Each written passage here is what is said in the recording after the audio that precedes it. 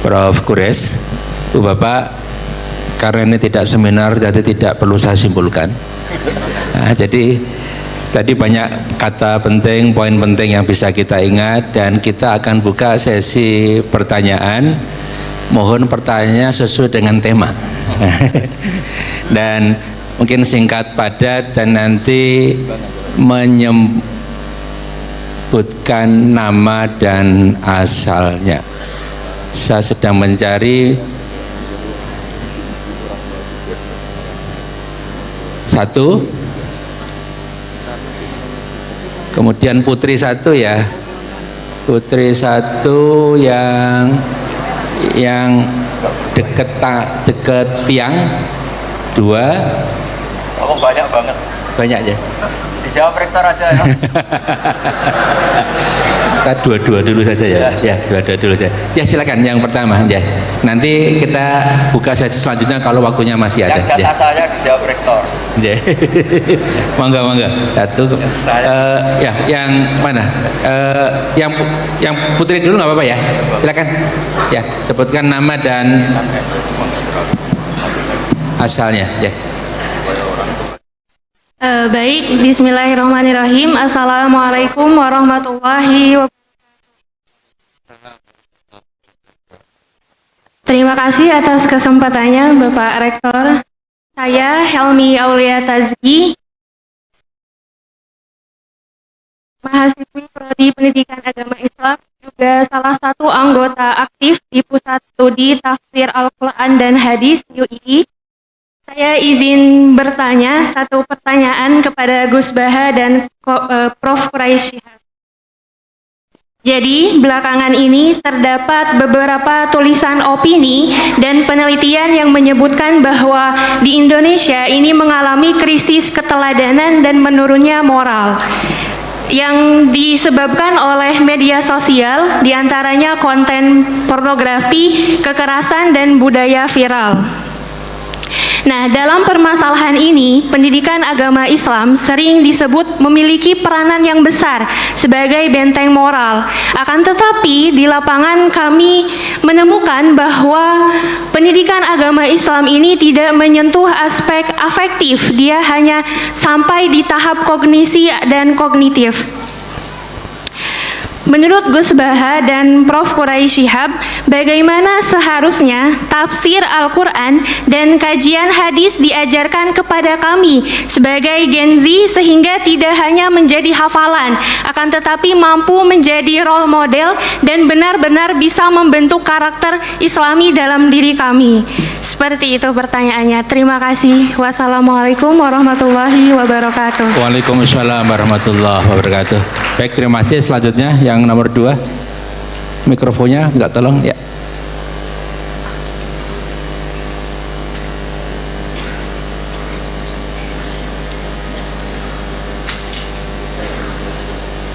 Cek. Ya, bismillahirrahmanirrahim. Assalamualaikum warahmatullahi wabarakatuh.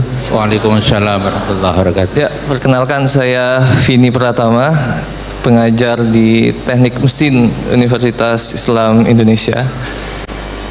Jadi berkaitan dengan hati dan akal, Ustaz. Jadi kan kalau di teknik mesin itu sepertinya yang kami pelajari itu tidak berkaitan dengan hati ya. Karena yang kami pelajari tentang mesin gitu kan. Nah, sehingga yang saya tanyakan itu, kalau kita lihat di Al-Quran itu kan hati itu diterjemahkan sebagai qalb kan, qalb. Cuma yang saya tanyakan, qulubu yaqilun kan, hati itu hati yang berakal ya, atau hati tapi sedang berakal gitu kan. Nah, saya jadi bingung bagaimana kita memahaminya ya. Jadi hati itu ternyata menggunakan akal ya. Mungkin itu pertanyaannya, seperti apa kita bisa memahaminya ya. Wabillahi taufiq wal hidayah. Assalamualaikum warahmatullahi wabarakatuh. Waalaikumsalam warahmatullahi wabarakatuh. Baik, ada 2 pertanyaan Prof. Quraisy dan Gus Baha. Yang pertama terkait dengan bagaimana mengajarkan Al-Quran dan hadis kepada Gen Z, anak muda, supaya Nah, supaya moralnya, akhlaknya ini tertata. Kemudian yang kedua terkait dengan kolb. Tapi kenapa kok afala yaqilun, kira-kira gitu ya. Oke, baik. Dipersilakan. Kita bagi-bagi sholat.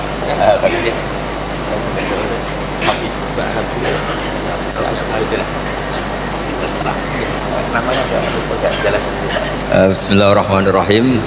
Ini tadi Pak Rektor lupa namanya karena depannya ada istrinya. Kalau ingat nama jenengan masalah.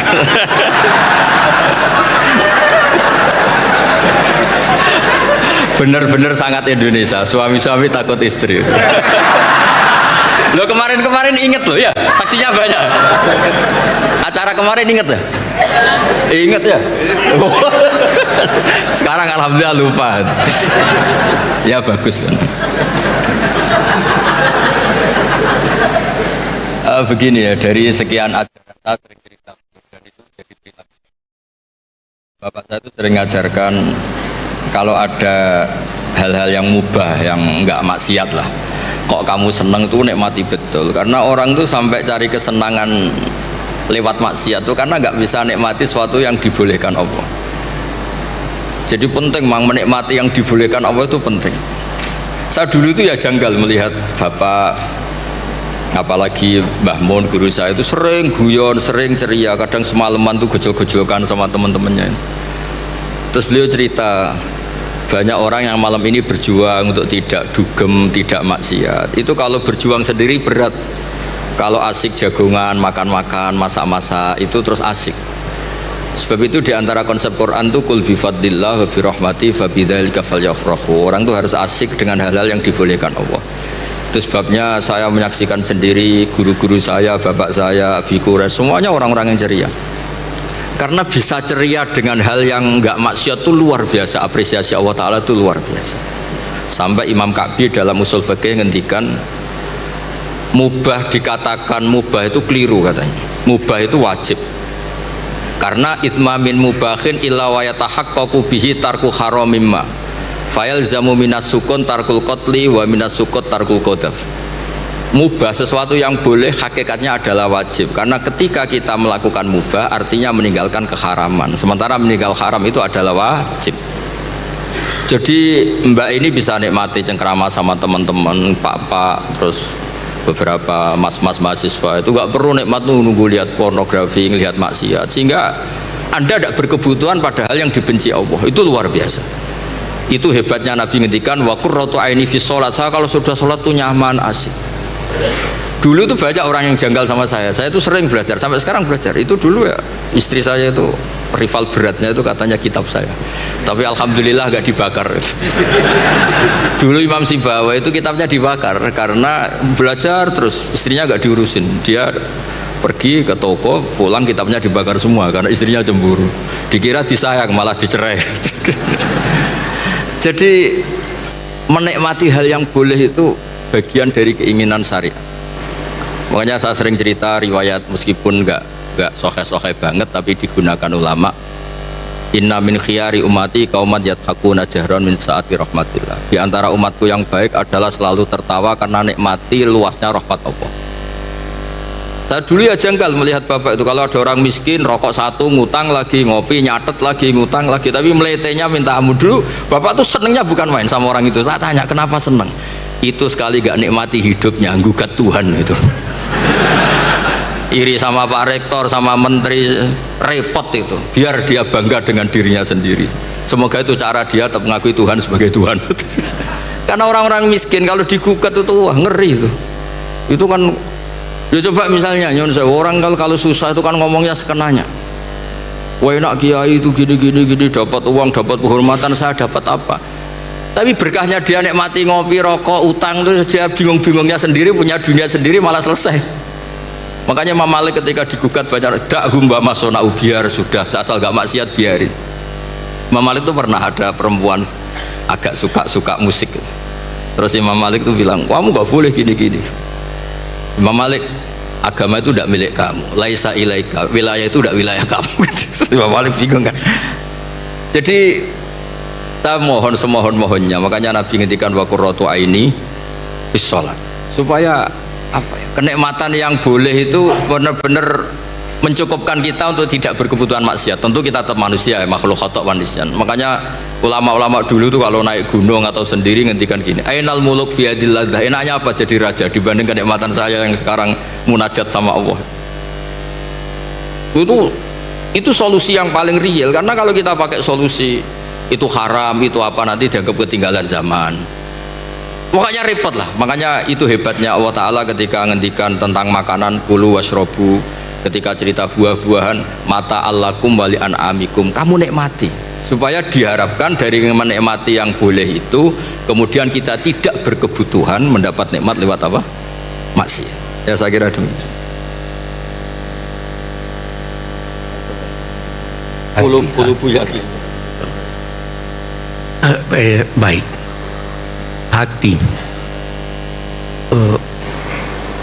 Sepanjang ingatan saya, ada beberapa kata yang digunakan oleh Al-Quran untuk menunjuk hati. Bisa qalb, bisa fuad, bisa mafis sudur. Itu beda-beda maknanya. Ja'ala lakum sam'a wal absara wal afidah. Allah menganugerahkan kepadamu mata, sam'a telinga. Dia sebut telinga dulu karena telinga yang pertama berfungsi, baru mata. Telinga tunggal karena apa yang Anda dengar, yang di sana, di sini sama, jadi tunggal. Absar, pandangan berbeda-beda, yang dari sana melihat sini lain, dari sana melihat sini lain. Baru al-afidah. Afidah juga berbentuk jamak. Apa itu afidah? Kita sebelum sampai sana, ja'ala lakumus sam'a wal absara wal afidah, akhrajakum min butuni ummahatikum la ta'lamuna syai'a. Kamu dilahirkan tidak tahu apa-apa, maka dia berikan kamu telinga supaya tahu, diberikan kamu mata supaya tahu, dan diberikan kamu hati. Nah, ini yang berfungsi mengetahui. Yang di dalam dada ini itu ada 3 dari segi isinya. Saya mengetahui 2 di antaranya. Yang satu saya sudah lupa, walaupun tadinya saya tahu. Saya beri contoh. Kalau ada yang bertanya pada saya, Bapak punya anak berapa? Saya tidak malu berkata anak saya 5. Istri berapa? 1. Insya Allah sampai akhir zaman 1. Ya, ya kan? Itu ada di dalam hati saya. Dan saya tahu itu, dan saya tidak malu untuk menyampaikan pada Anda. Yang kedua, ada di dalam hati saya tahu, tapi saya tidak mau Anda tahu. Ada enggak itu? Nah, itu di dalam dada. Ada lagi di dalam dada. Saya tanya, pernah ingat waktu lahir? Sekian banyak hal yang kita tidak tahu lagi, yang kita pernah alami tapi kita sudah lupa, tapi itu masih ada di dalam hati. Nah, ini dalam konteks bertanggung jawab di hari kemudian. Itu kalau kita katakan qalb itu dari asal kata yang berarti berbolak-balik, tidak konsisten. Bisa begini, bisa begitu, tergantung dari kondisi dan pengalaman pendidikan dan sebagainya. Saya mau tanya, hati nurani itu pasti benar atau tidak? Banyak orang bilang, oh itu sesuai hati nurani. Hati nurani itu dibentuk oleh pendidikan, dibentuk oleh pengalaman. Itu hati nurani. Hati nurani kapitalis tidak lebih bersih atau lebih kotor dari hati nurani ini. Gitu. hati nurani Socrates yang melecehkan perempuan dalam beberapa tulisannya tidak lebih busuk daripada yang ya, karena hati anak itu kalau kita panjang kalau kita mau cerita, kecerdasan buatan itu tidak punya hati nurani, tidak punya kalbu, tidak merasa. Bagaimana kita mau berinteraksi dengan sesuatu, apalagi dalam konteks agama, dengan sesuatu yang tidak punya perasaan, tidak punya kecerdasan spiritual, ya kan? Tidak punya kecerdasan emosi. Ini. Tapi, nah ini problema kita sekarang. Semuanya mau kembalikan saja sini. Ada manusia yang kenal Anda, yang bisa memberi kepada Anda putusan sesuai kemaslahatan Anda. Oke, saya mau cerita, atau tidak usah terlalu panjang kalau saya cerita. Terima kasih. Berapa Pak? Jadi Masih lama. Nabi, atau tidak usah itu, saya langsung. Oke, saya harap bisa dipahami maksud saya. Ada seorang penguasa di bulan Ramadan di siang hari campur dengan istrinya. Oke. Dia datang pada Pak Kiai. Pak Kiai, saya begini, apa jalan keluarnya? Pak Kiai bilang, kamu harus puasa 2 bulan berturut-turut. Kenapa begitu Pak Kiai? Dia bacakan ayat. Dia bilang, ini kan Tuhan juga berkata boleh memberi makan 60 orang atau memerdekakan budak. Dia bilang, kalau saya putuskan buat kamu memerdekakan budak, tiap hari kamu mau melanggar. Karena punya ini. Jadi jawaban itu disesuaikan. Anda harus kenal siapa yang bertanya. Kalau ada yang bertanya pada Anda, 2 orang bertanya pada Anda, saya boleh berenang di laut? Kamu tidak boleh. Kamu boleh. Kenapa dibedakan? Kamu pandai berenang, ini tidak pandai berenang. Itu kecerdasan buatan bisa tahu itu? Tidak bisa.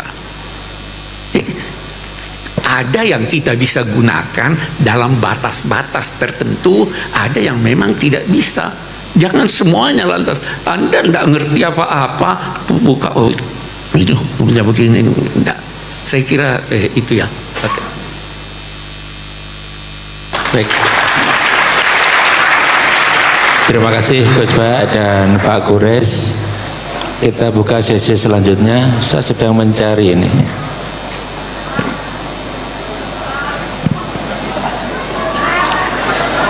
Yang satu yang paling ujung sana, ya. Saya sedang mencari kiri saya.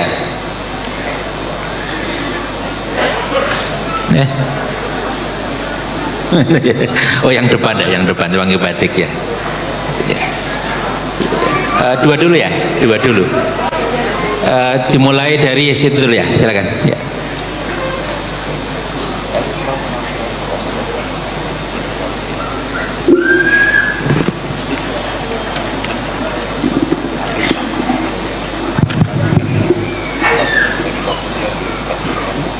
Iya baik, terima kasih.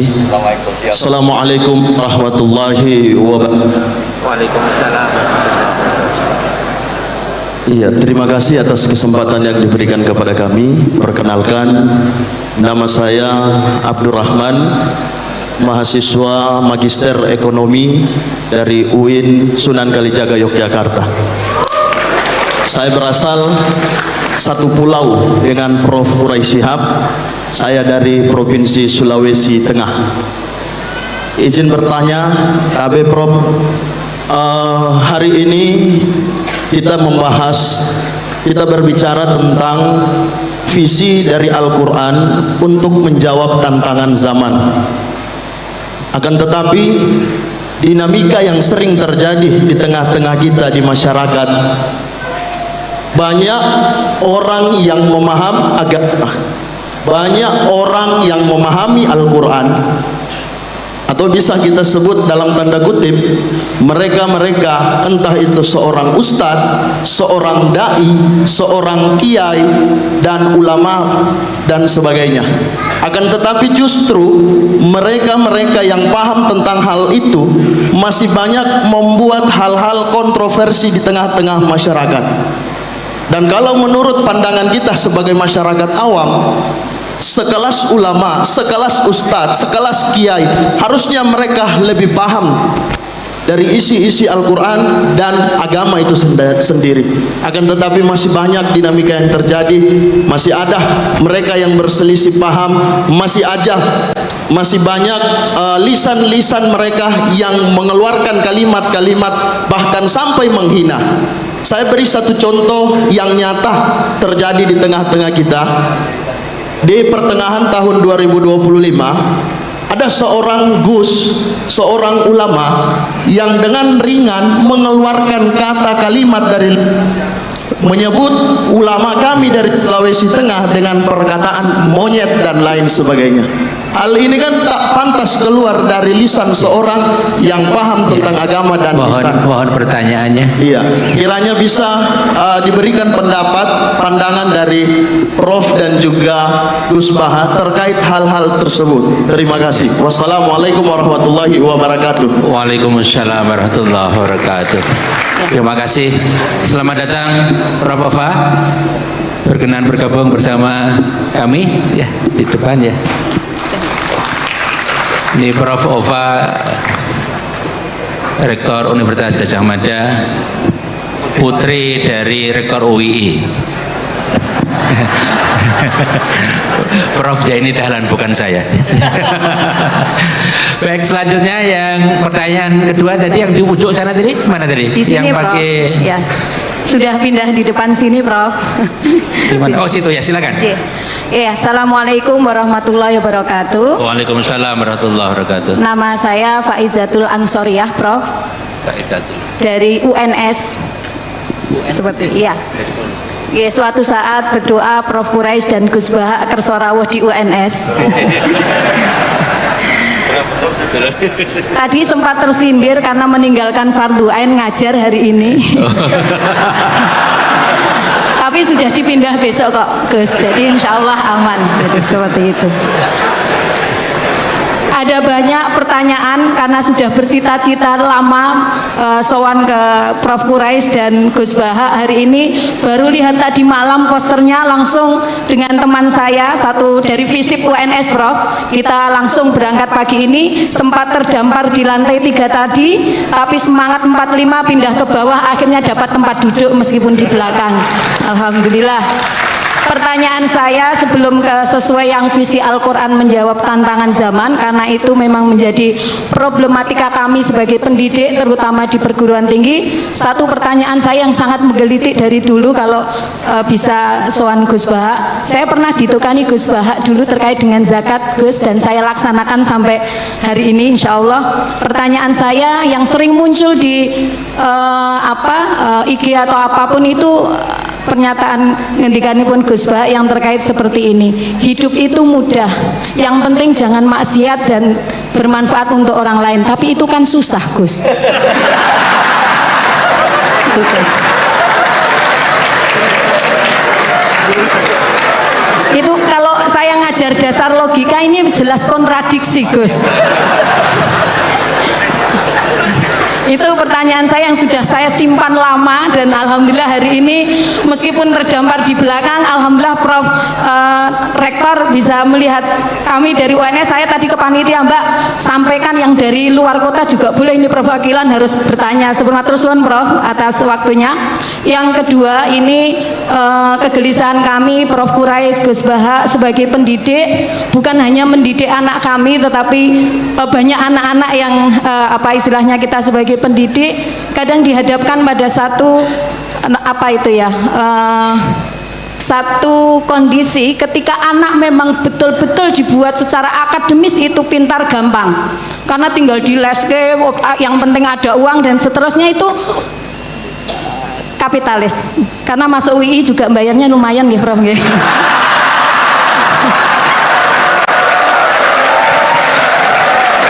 Jadi pertanyaan saya secara ringkas seperti ini. Kadang dilema kami sebagai pendidik ditanyai orang tua ataupun di masyarakat, ketika anak-anak betul-betul dididik secara akademis, kadang waktunya habis, tidak ada lagi waktu untuk sosial, apalagi untuk berkenal dengan tetangga, apalagi mengetahui beban orang lain. Tetapi ketika kita juga mendidik anak-anak kita untuk sosial dan sebagainya, secara akademis akan tidak semelesat orang-orang yang dididik secara akademis itu. Nah, ini Al-Quran menjawab kegelisahan kami pada orang-orang tua seperti ini, bagaimana? Itu saja. Yang terakhir, bukan pertanyaan, saya nyuwun doanya untuk dari Prof. Quraisy, Gus Bahak dan semua yang hadir di sini, bahwa kami para pendidik ini masih bisa tetap mempertahankan prinsip mendidik sesuai dengan zamannya. Matur suwun, waktunya. Assalamualaikum warahmatullahi wabarakatuh. Waalaikumsalam warahmatullahi wabarakatuh. Terima kasih, karena tadi UI disenggol, saya senggol balik. Di UI Bapak, itu tiap tahun kami memberikan beasiswa sekitar 1.500 paket. Saya jawab, Prof. Anak saya semoga besok dapat beasiswa di sini ya, Pak. Ada untuk apa? Ada untuk hal yang hafidh, untuk pondok pesantren dan lain. Silakan ketik pmb.ui.ac.id. Baik Ibu Bapak, yang sebelum ini menyampaikan tadi ada yang menarik Gus Bahak sama Prof. Quraisy. Ini terakhir minta doa. Karena tadi Gus Bahak pagi tadi bilang sekarang sama Kiai tidak minta doa, minta selfie katanya. Nah ini tadi minta doa, alhamdulillah. Jadi ada dua pertanyaan Prof. Quraisy dan Gus Bahak. Yang pertama tadi bagaimana menyikapi situasi ada orang paham agama kok suka membuat kontroversi. Kemudian yang kedua tadi ada dua pertanyaan. Hidup itu mudah, yang penting jangan maksiat, itu kan susah Gus, kira-kira gitu. Kemudian pertanyaan kedua adalah bagaimana ini dilema mendidik anak antara akademik, agama, sosial dan lain-lain. Ya, monggo dimulai dari Gus Bahak ya. Ya, yang anak muda. Bismillahirrahmanirrahim. Tadi yang tetangganya Pak Quraisy yang jawab saya. Kalau sama tetangga nanti basa-basi nanti.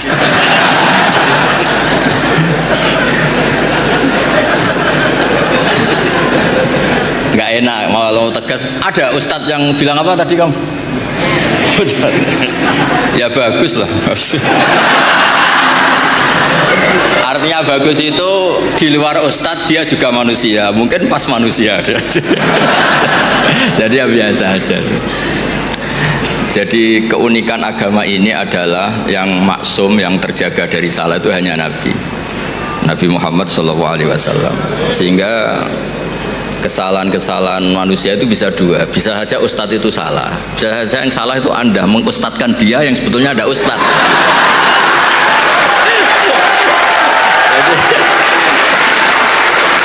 Mengustadkan orang yang sebetulnya tidak ustadz. Jadi, kalau Pak Quraisy nggak sampai hati karena Anda orang Sulawesi.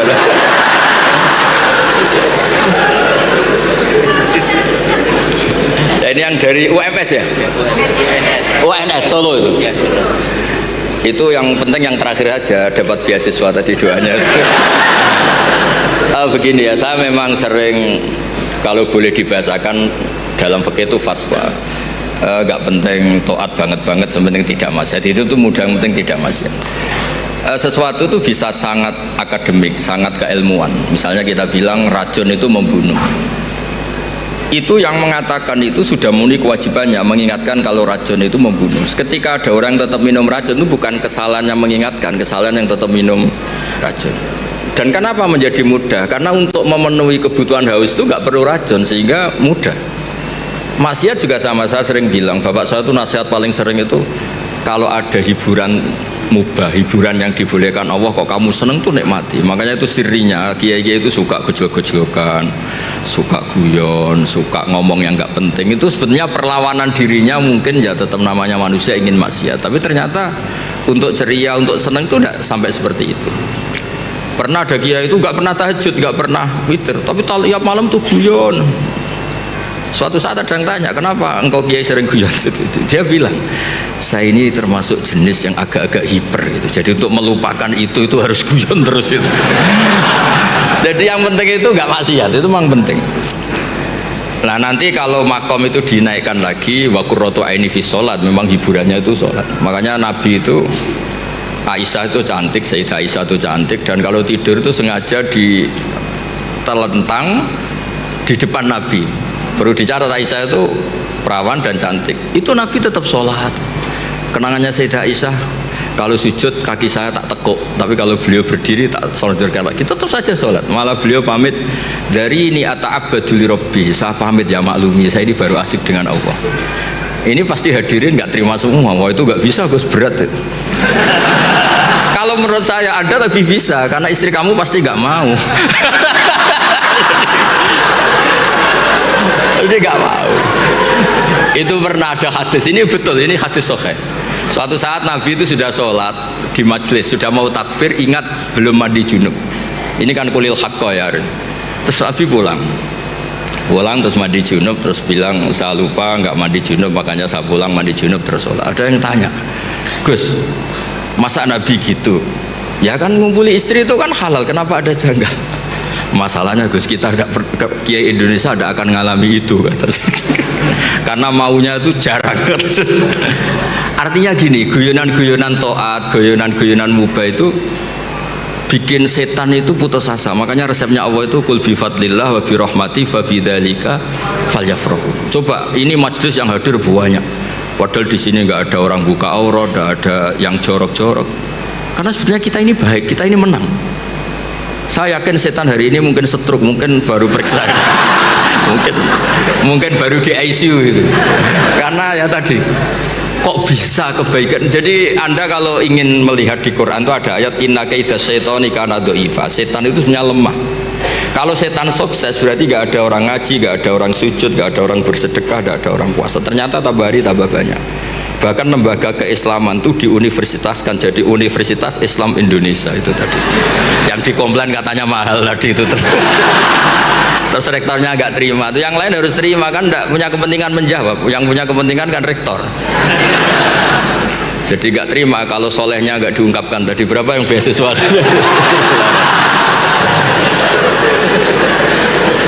Saya punya riwayat hadis, Abi Quraisy pasti tahu itu. Ada kata-kata gini di beberapa kitab-kitab hadis, tapi model kitab hadis yang model wali. Karangannya Abu Nu'aim al-Asfihani. Hadis itu kan ada Bukhari, Muslim, ada hadis yang tiba kayak Abu Nu'aim, termasuk muhaddis besar. Laisa syai'un asyadda ala iblis wa junudihi minasyayatin wala aktsara li bukaihim min ayyara musliman sajidan. Tidak ada sesuatu yang bikin iblis itu nangis, bikin iblis itu susah dibanding atau daripada melihat orang-orang Islam itu bersujud. Jadi sebetulnya kekalahan iblis itu berkali-kali. Orang masih ingin memahami Quran, termasuk yang dari Sulawesi tadi, orang ingin masih punya kiai yang baik, tidak misoh-misoh. Ya harus dimulai dari memilih kiai yang baik. Kita ini kan wong salah pilih kok marah-marah sendiri, ini gimana? Ini kan repot itu. Makanya kalau istri Anda sering marah-marah itu yang salah istrinya apa pilihan Anda coba?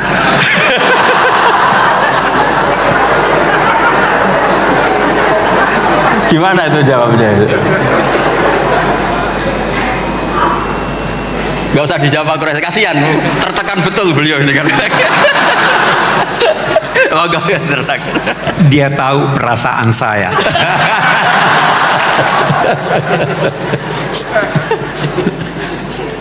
Sudah terjawab semuanya, apa lagi yang mau dijawab? Oke, saya berbicara secara umum. Yang pertama dulu, agama ini intinya adalah akhlak. Itu Nabi diutus untuk menyempurnakan akhlak.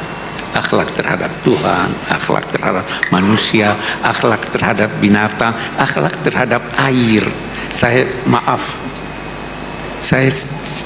tidak buka ini. Saya berdua dengan Gus Baha. Karena kalau sudah terbuka akan dibuang. Kita harus punya akhlak terhadap air. Ya kan? Nah, jadi inti agama ini akhlak.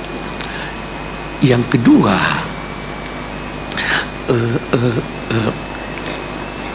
jangan pernah maki. Jelas Al-Quran, wala tasubbul ladzina yad'una min dunillah fayasubbullaha adwan bighairi. Jangan maki. Itu satu. Jadi kalau memang dia ustadz atau kiai, dia tidak bakal maki. Tuh yang kedua. Berarti salah pilih. Iya. Jadi artinya yang ketiga yang saya ingin katakan, jangan karena berbeda lantas saling menghujat. Bisa jadi perbedaan itu memang dikehendaki Tuhan. Ada perbedaan yang dikehendaki Tuhan. Apa itu? Walau sya'allahu la ja'alakum ummatan wahidah. Kalau Tuhan mau semuanya. Tuhan memang mau kita berbeda, karena kita tidak bisa hidup tanpa berbeda. Nah, Quran mau kita berbeda. Salah satu sebab perbedaan adalah Quran, karena penafsirannya bisa berbeda. Saya beri contoh. Wudhu disuruh basuh kepala. Iya. Apa itu kepala? Apa itu kepala? Sudah beda-beda. Sedikit. Oke. Kita baca itu ayat. Hendaklah mereka menggunakan tutup kepala mereka untuk menutup dadanya. Yang disuruh di sini menutup dada menggunakan tutup kepala, atau yang disuruh adalah menutup kepala dan dada? Sudah beda, ya kan? Tutuplah gelas itu pakai buku ini. Buku bukan buat menutup, tetapi gunakan itu. Itu sudah itu yang menjadikan orang beda nanti. Ya toh? Dulu kiai-kiai kita itu kan kelihatan rambutnya, karena dia fahami kepala bukan semua kepala. Jadi bisa beda. Jangan kita toleransi. Sedangkan yang terhadap non muslim kita toleransi. Toleransinya itu jauh lebih hebat dari toleransi yang biasa kita dengarkan. Kalau beda pendapat, yang biasa kita dengarkan apa? Pendapat Anda salah, tapi boleh jadi benar. Pendapat saya benar, tapi boleh. Yang diajarkan Al-Quran lebih dari itu. Apa diajarkan? Qul inna au iyyakum la ala hudan au fi dhalalin mubin qul la tus'aluna amma ajramna wa la nus'al. Boleh jadi saya yang salah, boleh jadi kamu yang benar, boleh jadi kamu yang salah, boleh jadi saya yang benar. Kita serahkan pada Tuhan. Tidak ada pertengkaran. Kalian tidak akan diminta mempertanggungjawabkan dosa-dosa kami. Kita akui kita punya dosa, tapi kalian tidak bertanggung jawab. Kami pun tidak diminta mempertanggungjawabkan apa yang kamu lakukan. Kita tidak tuduh dia dosa. Itu akhlak. Itu yang hilang dari kita. Hilang dari kita. Saya boleh promosi buku. Saya punya buku namanya Yang Hilang dari Kita. Ya itu kan. Terima kasih Gus Bahak dan Prof. Quraisy. Kita buka satu sesi lagi untuk 2 pertanyaan. Yang biru ya 1, terus kemudian yang perempuan, Sekarang yang bilang yang jauh ya, ntar ya. Oke, yang pakai jilbab biru muda ya. Oke. Baik, silakan yang pakai batik biru 2 saja ya. Silakan singkat, padat, nama dan asal ya. Cek. Bismillahirrahmanirrahim. Assalamualaikum warahmatullahi wabarakatuh. Waalaikumsalam warahmatullahi wabarakatuh. Perkenalkan, nama saya Faisal Hanif dari Arsitektur 2023. Hanif ya. Nah, saya dari santri Pusat Studi Quran, Tafsir Quran dan Hadis juga, yang itu kan Ustadz Fajar. Nah, saya ada pertanyaan yang ini mungkin cukup keresahan saya sebagai mahasiswa UI yang juga memiliki keresahan tentang tantangan zaman. yang ada di Kamus UI yang saya lihat problemnya. Nah, Muslim hari ritual itu, tetapi cara putus-putus ya. Ada mikrofon lain nggak ya? Cek.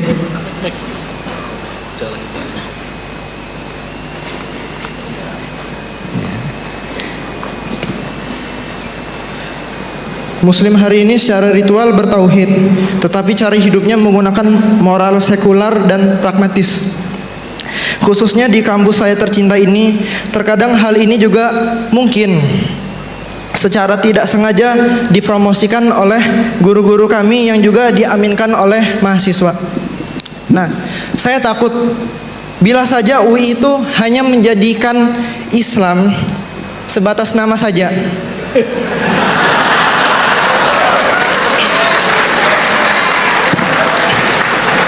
Yang padahal UI memiliki dasar catur dharma untuk menegakkan dakwah Islamiyah. Jadi kayak punya dasar yang kuat untuk menegakkan moral Islam gitu. Nah, apakah panjenengan melihat adanya cara menjembatani antara tradisi modernitas, logika, dan visi Quran gitu? Karena ya yang saya cukup resahkan ya di kamus ini, kamus Islam, tapi cukup banyak tantangan moral yang ini tuh bukan Islam gitu. Jadi begitu. Terima kasih. Rektor ya, jauh rektor. Baik, terima kasih Mas Hanif ya. Satu lagi ya Gus Bah ya sama Prof. Kures ya, sana. Bismillahirrahmanirrahim. Assalamualaikum warahmatullahi wabarakatuh. Waalaikumsalam warahmatullahi wabarakatuh. Perkenalkan, nama saya Kusmiatin dari pelosok desa Kabupaten Trenggalek, Jawa Timur.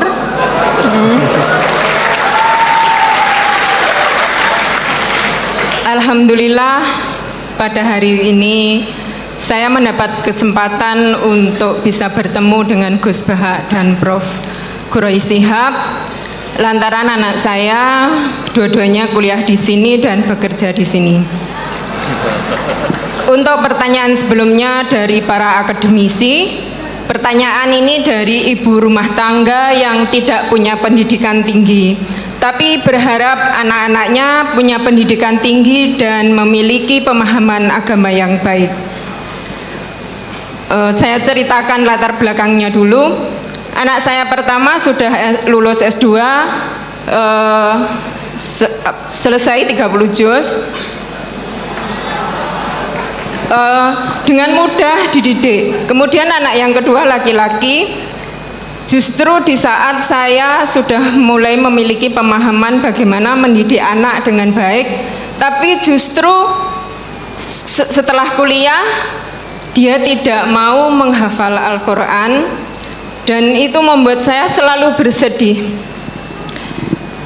memiliki pemikiran yang kurang baik terhadap anak. Dan mungkin ini juga dirasakan oleh banyak ibu-ibu ketika mendidik anak-anak tidak sesuai harapan. Jadi saya itu tidak memiliki pemikiran negatif terhadap anak-anak saya. Saya ingin memiliki pemikiran yang selalu positif, yang akan nantinya membuat anak-anak saya itu tetap baik. Jadi saya mohon saran, petunjuk, petuah dari Gus Bahak ataupun Prof. Quraish Shihab, bagaimana menyikapi kondisi yang memiliki anak-anak seperti itu, yang memiliki perbedaan yang sangat jauh, mendidik anak perempuan yang penurut dan memiliki prinsip, kemudian memiliki anak laki-laki yang mungkin memang berbeda secara psikologisnya anak laki-laki dan perempuan itu. Dan menyentil tadi beasiswa, siapa tahu nanti anak saya yang S2 dapat beasiswa S3 juga di sini. Demikian, dan untuk akhir kata saya juga mohon doanya semoga anak-anak saya khususnya dan anak-anak dari ibu-ibu yang di sini atau bapak-bapak di sini nantinya bisa memiliki putra dan putri yang soleh dan solehah. Amin. Terima kasih. Wassalamualaikum warahmatullahi wabarakatuh. Waalaikumsalam warahmatullahi wabarakatuh. Terima kasih Ibu. Ada dua penanya, Prof. Quraisy dan Gus Bah. Yang satu mewakili anak laki-laki, nah, yang kedua mewakili ibu. Dan temanya tadi serupa, kira-kira gitu. Yang pertama tadi refleksi atas keadaan yang terjadi di kampus kami, ya. Ini viral loh. Kemudian yang kedua, ini bagaimana menyikapi dalam mendidik anak kok beda-beda gitu Bu ya. Ya. Kan yang perempuan tadi cenderung nurut, yang laki-laki tadi masalahnya itu tidak lagi mau menghafal Al-Qur'an, kelihatannya gitu yang disampaikan oleh Ibu. Ya, monggo Gus Bah dan Pak Quraisy. Tadi yang dari UII tadi yang ngeluhkan perilaku anak-anak UI, tapi nggak rektornya tuh yang dimaksud. Saya pikir semua yang bertanggung jawab pasti resah kayak Anda. Jadi Anda ini orang baik karena resah. Jadi ada cerita, ini faktual tapi ideal itu mah nggak pernah ada. Dulu di era Nabi tanpa ngurangi hormat tuh ada sahabat itu unik. Dia sangat mencintai Nabi tapi nggak bisa meninggalkan hobinya mabuk. Jangan ditiru mabuknya, ditiru fakta itu. Tapi dia kalau disuruh mabuk di tempat-tempat kayak gitu nggak mau, dia inginnya deket-deket. Sampai ada orang yang terus bilang, wah dasar kamu khimar. Nggak teruskan monyet loh ya, ini cerita asli. Ini cerita. Dasar kamu khimar. Pak Quraisy pasti tahu hadis itu terkenal sekali, ada di Bukhari. Wa kana yulaqabu khimarun itu. Ya. Loh ini sudah iya. Saya nggak butuh iyanya rektor karena iyanya karena nggak tahu bilang iya. Butuh iyanya ini. Jadi ini nambah pahalanya Pak Rektor, saya gojlok itu bukan ngurangi pahala saya, nambah pahalanya Pak Rektor. Dan pahala saya dikurangi masih cukup lah, masih banyak.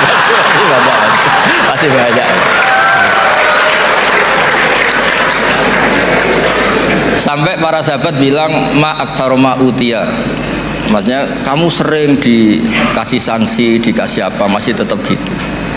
Sampai beberapa sahabat gak kuat terus melaknat dia. Terus Nabi ngendikan la tal'anuhu fa inni wallah la ara illa annahu ahabba wa rasulah. Ada yang riwayat illa annahu yuhibbu wa rasulah. Saya kecewa tapi jangan kamu laknati, saya masih melihat dia mencintai Allah dan Rasul.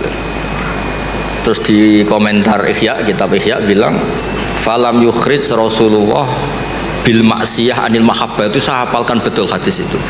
Nabi tidak mengeluarkan dia dari status mahabbah, mencintai kebenaran meskipun dia masih salah. Jadi di antara kebaikan agama ini memang selalu berharap. Mungkin anak-anak kita sekarang nakal, nanti ndak. Ini sekaligus jawab ibu-ibu tadi. Kalau ada gugat anak-anak, terus mereka gugat, gimana kok saya ditakdir punya ibu ini, juga repot. Jadi repot juga kan. Jadi kadang-kadang orang itu senangani gugat anak. Kalau anak kita gugat orang lain punya ibu menteri, punya ibu dosen, saya kok punya ibu gini, ya repot juga kan. Jadi makanya dikurangi lah ngomplain-ngomplain anak. Kalau kita dikomplain balik juga repot. Jadi artinya ya hidup itu memang nggak pernah ideal, meskipun itu di zaman Nabi. Makanya kata ulama, yang ideal itu nabinya. Kalau zaman mulai dulu ya sama, di Mekah dimusuhi kafir Mekah, di Madinah dimusuhi orang munafik. Ya tetap saja ada saja yang namanya problem. Karena dunia ini liyabluwakum ayyukum ahsanu amala.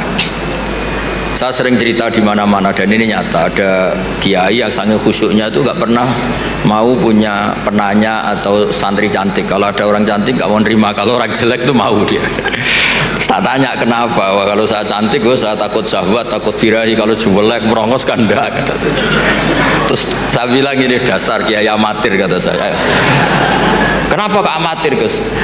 Kalau melihat perempuan cantik itu dosa karena birahi, menghina perempuan jelek itu ya dosa karena menghina. sama-sama dosa. Ada juga kiai itu yang berteman terus sama orang kecil, takutnya kalau berteman orang kaya itu tamak. Ternyata apa? Gara-gara berteman orang kecil mainnya suruh saja, nyuruh-nyuruh terus. Akhirnya dosa kamu istibat, menghambakan orang lain, memperbudak orang lain. Jadi sama, sebenarnya problem sama. Makanya ini cerita Pak, ini mumpung ada Bu Ova Putri Pak Zeni, saya itu kalau berteman, kalau nggak ditakdir Allah nggak mau. Karena kalau saya milih, oh gara-gara rektor UGM saya mau berteman, nanti kena hisab saya. Makanya ulama itu agak-agak angkuh, al ilmu yu'tala. Jadi kalau Allah yang milih itu yang tanggung jawab Allah. Tapi kalau saya yang milih, saya tuh banyak punya teman jadi menteri. Padahal dulu kayak teman-teman Pak Fatul Wahid yang di Kudus yang jadi menteri. Tapi saya nggak pernah mau. Alasan saya tadi, kalau saya yang ikhtiar nanti tanggung jawabnya ke saya. Tapi kalau Allah yang menentukan, tanggung jawabnya di Allah Subhanahu wa Ta'ala. Makanya dalam ilmu tasawuf ada kata-kata kun muradan wala takun muridan. Karena sekali kita yang berikhtiar, kita yang disuruh tanggung jawab. Ya, jadi untuk ngelola anak, ngelola istri atau ngelola suami sama itu tetap inna min azwajikum wa auladikum aduwwal lakum. Ada sisi mungkin kita nganggap anak, suami atau istri itu problem, tapi kata Allah wa in ta'fu wa tasfahu, kalau kamu anggap legowo dengan fakta-fakta yang kita. Karena kalau kita tidak legowo, itu zaman Nabi itu ya ada sahabat yang nggak tadi sampai wakana yulakobu khimaran, itu redaksinya sampai gitu. Dulu sahabat antara Ali dan Muawiyah atau Sayyidina Ali dan Sayyidina Muawiyah itu ya perang, konflik. Sayyidah Aisyah dengan Sayyidina Ali ya sering salah paham. Jadi hidup itu nggak pernah ideal. Yang ideal nanti setelah di surga, ya sudah, mau apa coba. Saya cerita yang lucu tapi ini nyata. Nabi itu kalau ada halah, ada itu nangis, ingat Khadijah. Padahal ini hanya teman atau saudara ini. Aisyah cemburu. Ya Rasulullah, kenapa engkau ingat orang yang sudah tua padahal sudah diganti yang lebih muda? Khadijah disebut ajus, tua sekali. Gantian Sayyidah Fatimah tersinggung, ibunya disebut ajus, tua sekali. Dan selalu Aisyah itu bangga karena istri cantik, muda. Terus kata Nabi, kamu ingin supaya Aisyah tidak jumawa sama ibu kamu Khadijah? Ingin ya Rasul. Itu Aisyah dibilangin, secantik-cantik kamu itu dapat duda, setua-tua ibu saya dapat berjaga. Jadi kadang Nabi itu ya asik saja Kak, ya gak serius-serius banget. Semenjak itu Sayyidah Fatimah Aisyah terus gak pati jumawa banget itu, karena ternyata iya saya dapat duda, Khadijah janda dapat berjaga gitu. Jadi khazanah Quran, khazanah hadis itu cukup lah untuk. Jadi tadi yang saya katakan wakana yulaqabu khimaran itu ada di Sahih Bukhari. Pak Kores pasti tahu betul. Sekarang tahu Pak Rektor karena sudah dikasih tahu. Itu ada di hadis Bukhari, nanti dicari. Oke, silakan Pak. Apa lagi sudah dijawab terkait dilema mendidik anak. Oke. Baik. Ada ucapan Sayyidina Ali yang saya kira kita perlu perhatikan semuanya. Beliau berkata, "Allimu auladakum fa innahum khuliqu fi zamanin ghaira zamani." Didiklah anak-anakmu dengan kesadaran bahwa mereka itu lahir, tumbuh, berkembang pada zaman yang berbeda dengan zaman. Jadi jangan mau menjadikan anak itu seperti Anda. Kasih dia pertama ini, kasih dia kebebasan untuk memilih apa yang disenanginya selama itu tidak melanggar agama. Anak saya tidak ada jadi kiai, tidak ada belajar agama, tidak ada. Saya tanya, oh ini mau hukum silahkan, mau psikologi silahkan, mau komputer silahkan, karena semua ilmu itu baik. Yang menentukan anak itu apa keinginannya, apa bakatnya, kita tinggal mengarahkan. Yang kedua, Bu, jangan bedakan antara anak lelaki dan anak perempuan. Oh, perempuan itu tugasnya di dapur, anak boleh pergi. Oh, kamu tidak boleh keluar, kamu perempuan. Laki-laki, oh silakan. Jangan, tolong ukurnya itu agama. Tolong. Tidak membedakan bukan berarti harus sama. tidak membedakan dalam perlakuan berlaku adil, tidak membedakan dalam perlakuan memberi biaya yang dia butuhkan, yang wajar untuk dia. Anak laki saya tidak belikan emas dan perak, tapi anak perempuan karena itu adalah kebutuhannya. Jadi jangan berkata bahwa oh ya kamu sudah saya beri dulu ini sekian, anak laki minta begitu. Tidak. Yang ketiga, yang terpenting, bersahabatlah dengan anak. Jadi kalau mau anak taat, bersahabat. Karena kalau tidak bersahabat, dia punya problem, dia ceritakan pada temannya yang tidak mengerti. Tapi kalau bersahabat dengan dia, dia akan menyampaikan saya begini, bisa dibimbing oleh orang tuanya. Karena itu sering-seringlah diskusi, bercanda, apa segala. Pokoknya jadi sahabat supaya dia mau. Saya kira itu yang saya usahakan untuk terapkan dalam keluarga. Mudah-mudahan. Dan satu hal, selama masih ada, ini boleh jadi kita beda. Saya belajar di Al-Azhar. Ada yang berkata begini, Pak Quraisy itu istrinya pakai jilbab, ya kan? Anaknya yang paling tua pakai jilbab. Ini pakai jilbab. Najwa kok enggak pakai jilbab? Ada anak saya belajar di Amerika, dokter spesialis. Waktu dia di Amerika, jangan pakai. Kenapa? Dilecehkan kan? Ya kan? Ada enggak pendapat? Ada jawabannya. Saya Najwa, Abi, saya harus pakai jilbab. Terserah kamu. Ada pendapat begini, ada pendapat begini, ada pendapat begini. Saya tidak mau paksa, karena beragama itu jangan dipaksa, harus kesadaran, ya kan, bersahabat. Terus itu yang dia jawab, Tuhan tidak bertanya 5 tambah 5 berapa, karena jawabannya cuma satu. Tuhan bagaikan bertanya 10 berapa tambah berapa. Kita bisa beda-beda. Ya kalau dia mau begitu dan itu dia sadari dan memang ada yang berpendapat begitu, silakan, saya tidak bisa paksa. Dia sudah bertanggung jawab sendiri. Anak saya yang laki sekolah di Australia di bidang komputer. Setelah selesai, saya masih ingin dia lanjut. Tapi dia sudah tidak mau lanjut. Saya mau berbisnis, sudah mau ini. Ya silakan. Jadi jangan paksa anak, tetapi kalau mau sadarkan dia sehingga dia, nah, kenapa dia sadar? Karena dia bersahabat dengan Anda, karena Anda bersahabat dengan dia. Saya kira itu kunci yang saya bisa beri sebagai jawaban. Terima kasih. Terima kasih Gus Baha dan Prof. Quraisy. Baik, terakhir ini saya ingin bertanya Gus, yang terkait dengan yang tadi Mas Hanif tadi, boleh? Jadi kadang kawan-kawan, ya kawan-kawan dosen itu kan kadang sampai pada kondisi tertentu, kok masih ada mahasiswa yang gini ya, kira-kira gitu. Kemudian saya jawab gini, wong sudah diminta pesantrenisasi, ada pelatihan macam-macam, masih ada yang kelewat, apalagi tidak gitu loh. Supaya teman-teman itu tidak merasa tidak bermakna, tidak bermanfaat.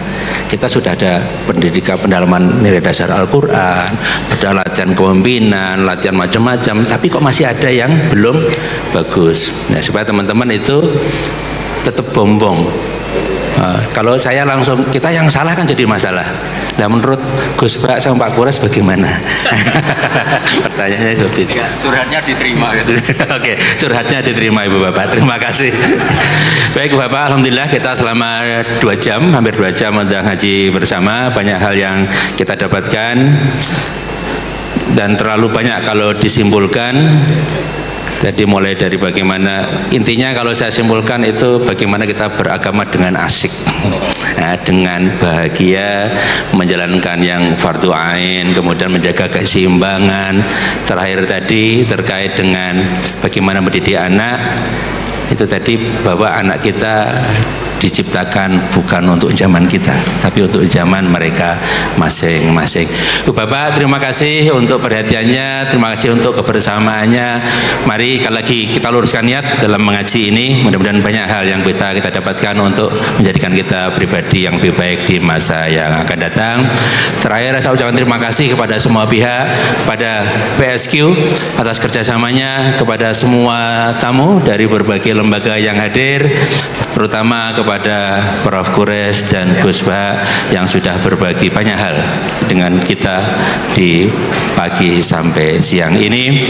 Mari bersama Bapak kita syukuri hari ini dengan membaca alhamdulillah, alhamdulillahirabbil alamin wal afu minkum. Wassalamualaikum warahmatullahi wabarakatuh. Waalaikumsalam warahmatullahi wabarakatuh.